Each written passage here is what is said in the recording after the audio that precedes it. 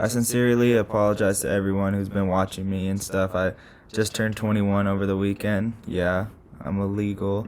And I went to Vegas with my lady, so I've been real busy doing that. But I'm back. I just kind of wanted to show you guys kind of something that I was thinking about. I know I normally do the games. I'll do the whole series, like we did the Detroit series. We did the Twin series, whatever. Like, I have been watching mostly full games. I didn't really have my computer. I didn't have time to react, so I'm not sure what you guys know about the playoff picture in the AL, but the Mariners are looking pretty good. Yesterday, the Red Sox lost to the Orioles, and everybody saw that we lost to the Yankees.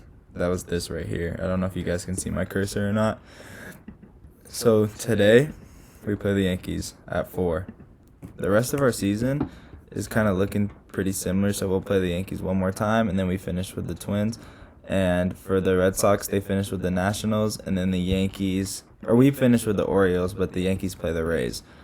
So we have the easiest strength of schedule. We need to win at least 4 of our games. I'm not worried about the Mariners because the Mariners are right behind us, but I am extremely worried about this. At this point, we're not really trying to catch the Yankees. We're trying to catch the Red Sox, so we do need the Red Sox to lose a couple of games.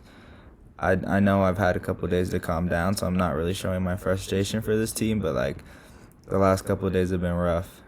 Anyway, so to switch it over, kind of do something in a more positive note, this is the NL, so this is why everyone's scared of the Cardinals by iTalk Studio. We did a video to this guy before, but basically the Cardinals are just losing their mind. They can't lose a game, so we're just going to react to this on maybe a positive note. The Los Angeles Dodgers are stacked. The San Francisco Giants do everything right. The Milwaukee Brewers have almost godlike pitching. Yeah. And the Atlanta Braves have an incredible lineup. You then have the St. Louis Cardinals. It really came out of nowhere. Most definitely didn't.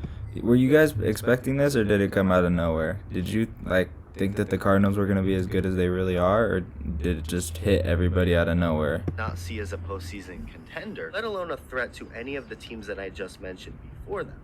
Yet not only are they a threat, but they could potentially be the biggest to any October-bound team. Just baseball. In this video, I'm going to go over how the Cardinals got to the position they are in at the moment and why the 2021 St. Louis Cardinals are a team that everyone should be afraid of. Take a second to like this video, and if you're new to the channel and end up enjoying this video, be sure to hit that subscribe button for future baseball. I got you, my guy. It all started when this team traded for Nolan Arenado from the Colorado Arenado has been Rockies, on a tear. Move that made people start to take this team a little more seriously. As far as the Rockies go, they were already expected to be bad. He went to the playoffs twice with the Rockies, but he never really had anything like this happen for him, and he's in the MVP conversation for sure in the NL. Take away Arenado? Forget it. The Rockies have been bad, but not as bad as expected, and actually have a really good home record this year. But that's a conversation for another day. As far as the Cardinals go, this was an exciting addition to a team many already saw as a contender. April started off pretty well for the Cards, as they'd finished the month with a 14-12 record, going on to have an even better May, winning 16 games that month and getting 6 games over the 500 mark.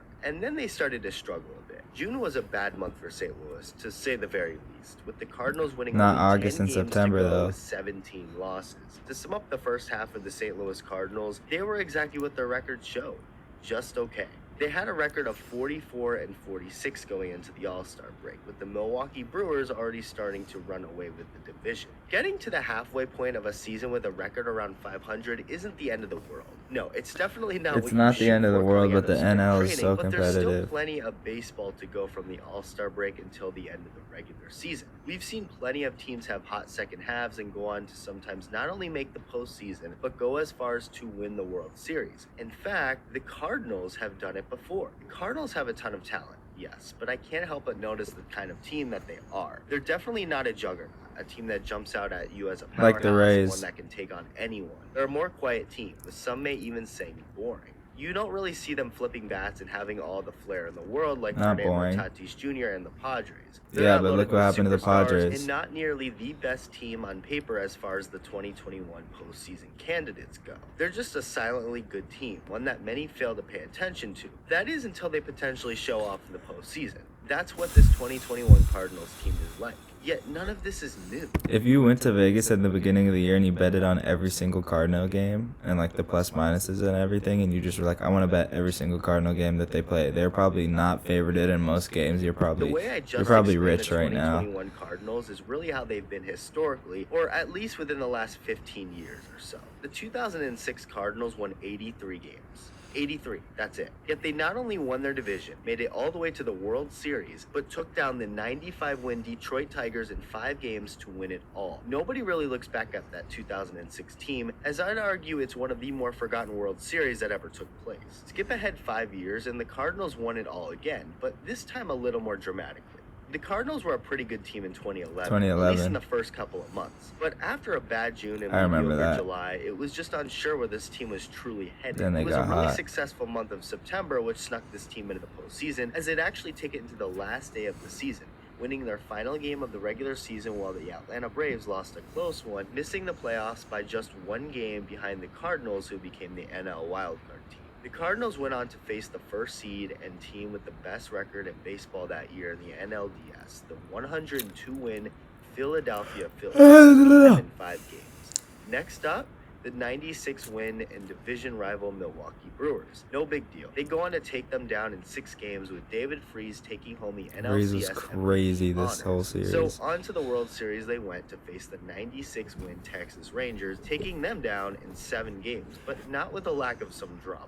Down 3-2 in the series and down to their final strike down 2, David Freese hit a game-tying triple. Lance Berkman then tied it up with the Cardinals down to their last strike again in the 10th, with David Freese going on to hit the famous "We will see you tomorrow night" walk-off home run to force a Game 7, one in which St. Louis would win. One of the most iconic series of all time. I remember I was 11 years old Ever watching since that. then, the Cardinals haven't won the World Series, but they sure have gotten close. In the following year, 2012, they won the first ever played wildcard game in Atlanta and gave the Washington Nationals one of the more heartbreaking losses you'll ever see in Game 5 of that year's NLDS between the two teams. I remember that too. This is why Pujols is a Hall of Famer. People forget.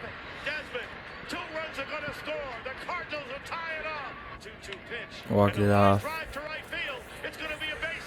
No. Here we go.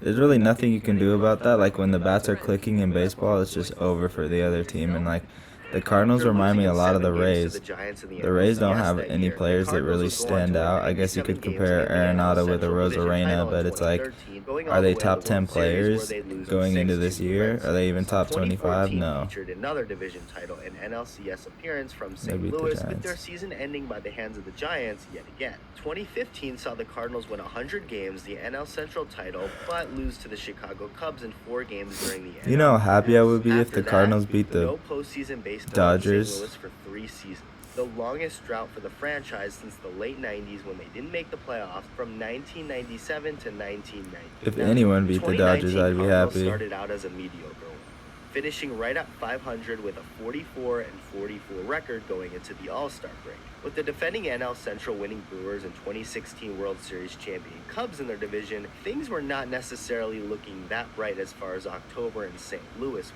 And then the Cardinals went out and played 20 games over 500 in the second half, winning the division and taking down the 97-win Atlanta Braves in the NL. And they smoked them too. Team of Destiny and eventual World Series winning Washington Nationals in the NLCS. 2020 was kind of forgettable for a ton of reasons, but the Cardinals did make the postseason and give the Padres a run for their money in the wild card round. The last I mentioned how the Cardinals were doing this year in this video, they were under 500 going into the All-Star break. Now, they're slated to be the second wildcard team by a pretty wide margin. They've played at least 15 games over 500 in the second half of the season. The offense is cooking, the pitching is getting the job done, and they're just overall shaping into one of the better teams in all of baseball. Individual-wise, this team has some ridiculous talent. Ridiculous talent that people are just starting to realize and appreciate, or at least re-realize and reappreciate. Everyone knows and appreciates Nolan Arenado and Paul Goldschmidt, but they're definitely starting to get more recognition now for good reason. Nolan Arenado has 30 home runs and over 100 RBIs in 2021. Paul Goldschmidt couldn't be hitting the ball any harder as of late, and Tyler O'Neill has been one of the best hitters in the National League this year. Adam Wainwright is 39 years old. He was pretty good in 2020, but the years leading up to that, Not so much. He had a 4-year stretch from 2016 to 2019 where his ERA was over 4, including What's it at 2017 now? where he Under had an ERA under north 3. of 5. It looked like the vintage Adam Wainwright was gone, and he was slowly regressing down a cliff to end his career. Even though 2020 was short, I guess it was a preview for what was to come, because he's not only been the best pitcher on the Cardinals staff this season, but he's been one of the best pitchers in all of baseball. He has a sub-3 ERA, a Told you. 3.47 fielding independent pitching, a 133 ERA plus, and more than That's 15 crazy. wins, all while pitching around 200 innings. It's kind of like he's Scherzer, 39 like years old. It's simply they're incredible. just getting Other better than with Wainwright, time. the Cardinals pitching This is guy, most I mean, Scherzer mediocre. never really had Yet a again, bad this year is like what this that. Cardinals team does and has But done this for guy years. just totally Mostly revived quiet, his whole under-the-radar career. guys who get the job done. They're good. They do everything I love right, the and they're catcher not for the flashy. Cardinals Don't too. get me wrong. There's nothing wrong with being flashy. So the Cardinals not being flashy isn't necessarily a good or a bad thing. It's just part of who they are. Are the 2021 St. Louis Cardinals the best team in baseball? No. Are they the best team in the National League? No. Are they even the best team in their own division? No. But none of that matters. That's all just what we see. They're on hot paper. right now. That's all that Paper wouldn't have matters. predicted the Cardinals And could they're go fun into to Milwaukee watch. and sweep the first place Brewers this week. And paper also wouldn't potentially predict the Cardinals to win the 2021 World Series, but guess what? It can sure damn well happen. I know the Dodgers are stacked. I know the Giants, my personal favorite to represent the National League in this year's World Series, Same. have been incredible all year long. I know the Brewers pitching is ridiculous. I know the Braves have a deadly lineup, and I know the Phillies are a threat too, for sure. But every single one of those teams should be afraid of the St. Louis Cardinals, with reason being because of everything I've covered in this video. Does 2006 or 2011 have any impact for 2021? Not at all. The Cardinals are a threat to anyone mostly because of the team that... I'm gonna just end it right there. We basically got the gist of that video. Okay, so this guy he only has this many subscribers, but his videos are crazy. And he knows exactly how to explain things very easily. Like, you saw me the whole time shaking my head doing all that, because he's really good when it comes to talking about what he feels about a team and describing himself and stuff. So if you can, I'll leave a link in the bio, or I'll leave a link in the description to his channel. And I just wanted to tell you guys, go Jays. I'm gonna go watch the game right now. I'm really nervous about that. Not only that, watch out for the Cardinals in the NL. They're a really sneaky, scary team. And on top of all of this, I don't know if I can show you guys this. I don't really even remember where my analytics are. But whatever. I'll just show you this. 356 subscribers. We're almost at 400. I appreciate that so much. On one of my videos, I hit 1.1K right here. So run these up for me. I appreciate you guys. My goal is 400. Last week we were at 300. You guys have been blowing up the videos. In the next video, I'll show you guys my analytics. It's just been going crazy. I love every single one of you guys. I appreciate you.